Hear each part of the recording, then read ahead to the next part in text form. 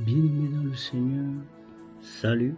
En parcourant la Bible, j'ai trouvé un verset qui a changé ma manière de voir et qui va également changer ta façon de voir les choses dans le plan spirituel. Dans Proverbe 24, verset 10, la Bible dit quelque chose de pertinent. Il dit que si tu tombes le jour de l'adversité, ça veut dire que si les épreuves et les situations te font tomber, ça veut dire que tu as manqué de force. Ta force n'était pas assez pour tenir face à ces épreuves.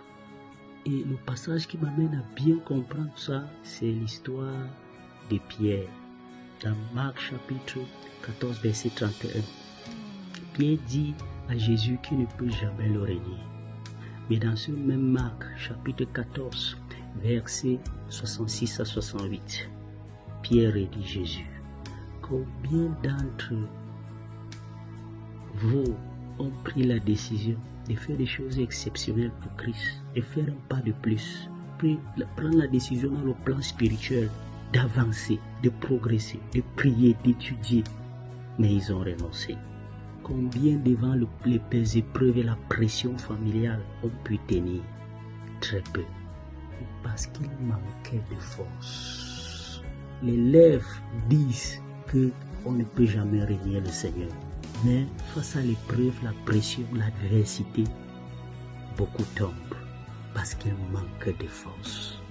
Et dans 1 Roi 19, verset 7, la Bible dit, Dieu dit au prophète, lève-toi, mange et bois, car le chemin est encore long, parce que tu as besoin de force.